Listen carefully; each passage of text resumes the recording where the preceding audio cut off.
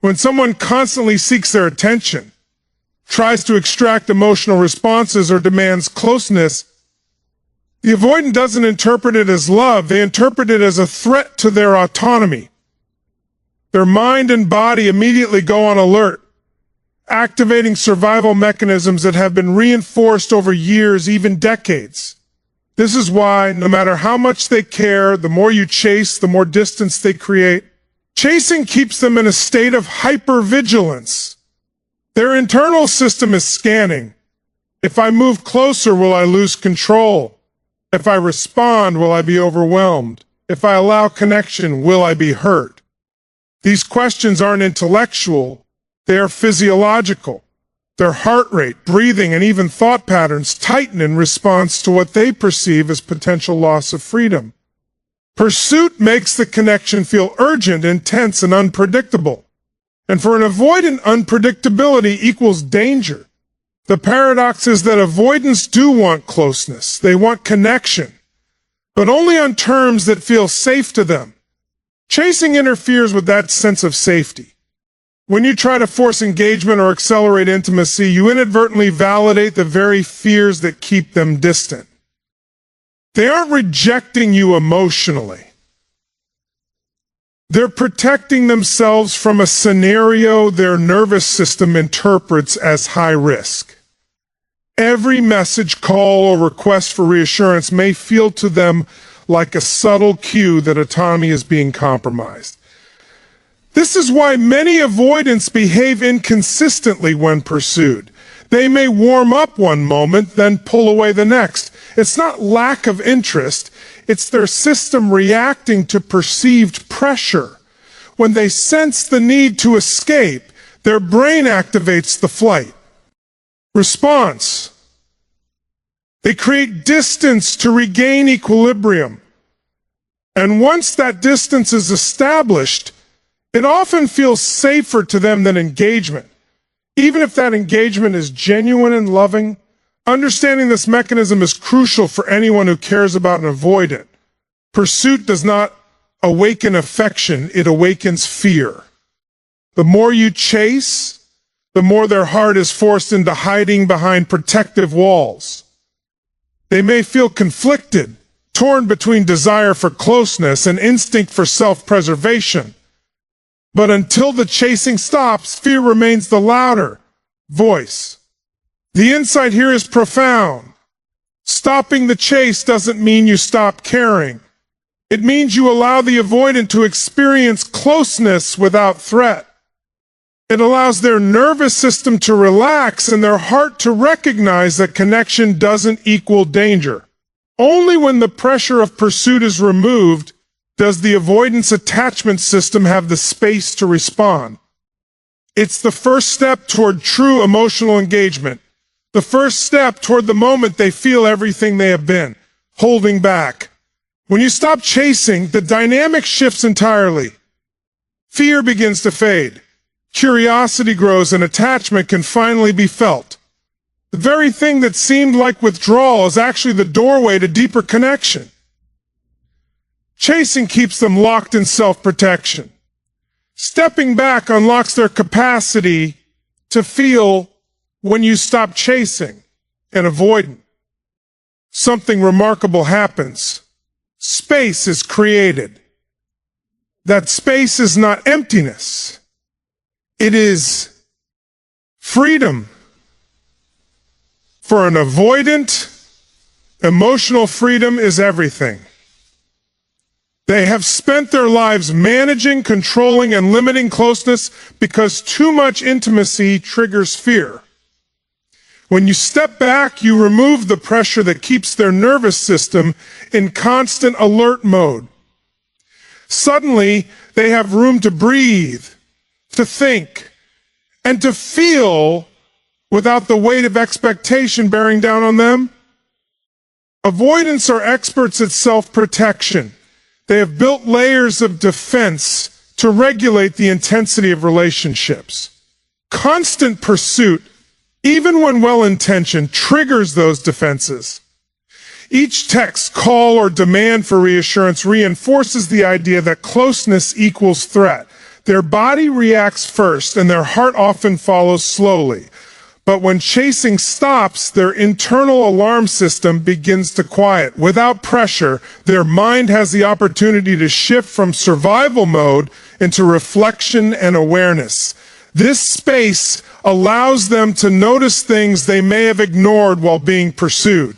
They begin to recognize the ways you contribute to their life, the consistency of your care, and the subtle ways your presence matters. Without your constant pursuit, your value becomes clearer. It is no longer blended with anxiety, urgency, or fear. It stands alone, visible and undeniable. In other words, stepping back forces clarity. They can no longer hide from the truth of their feelings behind the chaos of engagement. The absence of chasing also initiates internal emotional processing. Avoida. NTS often compartmentalize their feelings, suppressing attachment impulses to maintain a sense of autonomy. Space disrupts that pattern. It creates a vacuum where suppressed emotions begin to rise to the surface. Longing, regret, appreciation, and even love emerge because the conditions for reflection are finally present. Their heart starts catching up with the awareness that their mind has been avoiding. Importantly, space doesn't just give them clarity, it recalibrates their nervous system. Avoidants respond to safety, predictability, and freedom. When you stop chasing, you communicate all three without a single word. You show that closeness is not a trap, that connection is not coercion, and that emotional engagement can occur without pressure. This recalibration is what allows feelings to surface without triggering flight. Ultimately, giving space is not passive. It is strategic and powerful. It shifts the dynamic from fear-driven distance to curiosity-driven engagement. Avoidants can finally face what they have been suppressing. They can feel everything they've avoided feeling, and that emotional emergence is the turning point. When you stop chasing, you create the conditions for real love to be recognized, processed, and ultimately acted upon. The distance is not separation. It is the doorway through which their true emotions enter into consciousness. For an avoidant, silence is not emptiness, it is a mirror. When you stop chasing, the noise, urgency, and constant engagement that kept their attention divided disappears, leaving a quiet space where they can finally confront their own feelings. In that silence, they are forced to reckon with what has been buried under fear, avoidance, and self-protection. Every thought, every longing, every unacknowledged attachment comes into focus because there is no longer a distraction masking it. Silence for an avoidant is like a mirror reflecting everything they've been avoiding: their desire, their fear, and their capacity to care more deeply than they have allowed themselves to feel. Avoidants are accustomed to controlling the flow of emotion by controlling the environment. When someone chases them, they can maintain distance mentally even if they are physically present. They can ignore the depth of attachment by labeling closeness as pressure or threat. But when the pursuit stops, there is no longer a shield to hide behind. Their feelings, which they have worked so hard to compartmentalize, cannot be pushed aside any longer. The quiet becomes a space where every unspoken emotion begins to rise, demanding recognition. This is why avoidants feel everything so intensely when you step back. The very act of not chasing removes the external control they have used to keep themselves emotionally safe. Suddenly, the avoidant is left with only their internal world to process. They start noticing the absence of what they once took for granted: the patience, the presence, the consistency, and the love you be brought into their life. That absence is felt not as relief, but as a kind of emotional gravity pulling them inward. They feel longing where they once felt safety and distance. They feel attachment where they once felt comfort and avoidance. Silence also amplifies awareness. Without the constant stimulus of pursuit, they can observe themselves objectively. They notice how much they care, how much they have relied on your presence emotionally, and how much they are affected by your absence. Regret often rises here, not as a sudden epiphany, but as a subtle, persistent recognition of what they risked losing. Desire and fear intermingle, creating an internal storm that cannot be ignored. The power of silence lies in its ability to allow emotions to surface without judgment or interruption. Avoidants are not used to sitting with vulnerability without immediately responding with withdrawal. When the chase stops, the silence acts as both a challenge and a gift. It challenges their avoidance patterns and simultaneously gifts them the opportunity to feel freely, safely, and deeply. Ultimately, when silence is paired with your calm presence, your consistency without pressure, it becomes transformative. It allows the avoidant to confront the depth of their emotions authentically. In this quiet, they feel everything they have been avoiding, and that emotional awakening is the turning point. This is the moment where their heart begins to catch up with their mind, where attachment is no longer suppressed, and where the truth of their feelings becomes undeniable. For an avoidant, absence is not just physical. It is emotional, psychological, and often profoundly revealing. When you stop chasing, they are confronted with a perspective they rarely allow themselves to see. In the constant push and pull of pursuit, their attention is split between managing their fear and responding to the external demands of closeness. The chase distracts them from clarity. It keeps them engaged in patterns of control and defense rather than reflection. But the moment you step back, absence creates a kind of mirror that reflects what truly matters. They can finally see the connection they have been avoiding, not through words or actions, but through the undeniable reality of your space, your life moving independently of them, and your absence is a force they cannot ignore. When an avoidant realizes that you are no longer chasing, they begin to process what they may have taken for granted. The stability, patience, and presence you offered in the past, which they may have dismissed or minimized, suddenly stand out. Without the constant stimulus of pursuit, they are able to step back and assess their own emotions with clarity. They begin to notice patterns, how often they thought about you, how much they relied on your presence, and how deeply your absence affects them. This perspective is powerful because it is self-generated. It doesn't feel imposed or forced. They come to their realizations internally, and that internal acknowledgement carries far more weight than anything externally demanded. Absence also heightens emotional contrast. Avoidants often live in a world of emotional buffering, regulating feelings so that closeness never overwhelms them. When you remove yourself from the chase, that buffer is gone.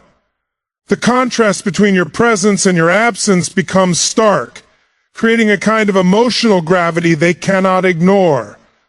They start to feel the value of the connection in ways they could not when it was constantly available.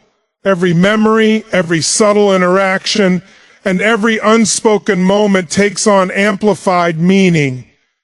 Absence sharpens their perception, forcing recognition of what is truly important. This process also triggers a kind of self-reflection that is rare for avoidance. They begin to evaluate their choices, their patterns of withdrawal, and the impact of their behavior on the relationship. Because the reflection comes from internal observation rather than external pressure, it is far more honest. They don't just recognize that they miss you, they recognize that your presence was significant, that your care mattered, and that the connection was real. It is this perspective that shifts their emotional system from avoidance to awareness.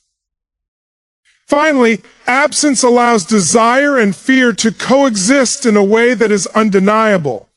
They feel longing for the connection they once had, but they also feel fear of vulnerability and potential loss.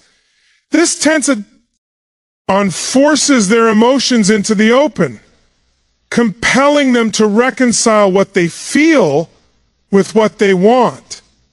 Absence doesn't push them away. It pulls their feelings to the surface. It gives them the clarity and emotional space necessary to confront the depth of their attachment. In essence, stepping back doesn't create distance in the avoidance heart. It illuminates the emotional truths they have been avoiding. Absence provides perspective, heightens awareness, and opens the door for desire, longing, and love to be fully recognized. It is the catalyst that allows an avoidant to see what truly matters and to feel everything they have been holding back. For an avoidant, the most intense emotional battle happens when fear and desire collide. On one side, there is the deep pull toward connection, closeness, and love.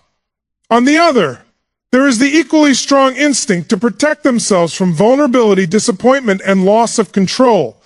When you stop chasing, both of these forces become louder, and that's when the real emotional struggle begins. Desire starts to rise because your absence creates space for longing. Without you constantly present, the avoidant becomes aware of how much they miss you, how often they think about you, and how emotionally attached they truly are. They feel the pull toward you more clearly than ever before. But at the same time, fear also intensifies. Fear of losing their independence, fear of being hurt, fear of needing someone more than they're comfortable admitting. This creates a powerful internal tension. They don't just want you. They're afraid of wanting you. They don't just miss you. They're scared of what that means about their vulnerability. So inside them, two voices are arguing. One saying, go back, reach out, reconnect, and the other saying, stay safe, stay distant, stay in control. This is why avoidants often look emotionally conflicted when you stop chasing. They may think about contacting you, but stop themselves. They may imagine being close to you, but then imagine the risks that closeness brings. They swing back and forth internally, sometimes many times a day. And here's what makes this moment so important. When desire meets fear without the distraction of being chased, the avoidant is forced to face the truth of their emotional life. They can no longer hide behind indifference. They have to admit, at least to themselves, that they care deeply. For some avoidants, this inner conflict is uncomfortable but transformative. It becomes the moment they realize that protecting themselves forever also means staying alone. That autonomy without connection eventually becomes emptiness. That safety without love becomes isolation. So they start asking different questions. What if closeness doesn't destroy me? What if love doesn't mean losing myself? What if this connection is worth the risk? Those questions don't appear when they're being chased. They only arise when there is space to feel. This is the emotional crossroads where many avoidants either retreat deeper into fear or take their first real step toward intimacy. And when love is real, desire slowly begins to outweigh fear. That's the moment their heart starts to lead instead of their defenses. When an avoidant finally reaches out after you stop chasing, it doesn't come from pressure, manipulation, or fear of losing control. It comes from choice, real choice, the kind that rises from awareness instead of reaction. And that makes all the difference. Before, their actions were driven by instinct. Pull away when things feel intense, create space when emotions rise, protect the self at all costs. But when you step back and stop pursuing, you interrupt that automatic pattern. You give their nervous system time to settle. You give their mind space to process. And in that space, something new begins to form, intention. They don't reach out because they're forced. They reach out because they want to, because they've felt the absence, because they've faced their emotions, because they've sat with the fear and discovered the desire underneath it. This is where the quality of their return changes. It's no longer impulsive. It's not reactive. It's thoughtful, conscious, deliberate.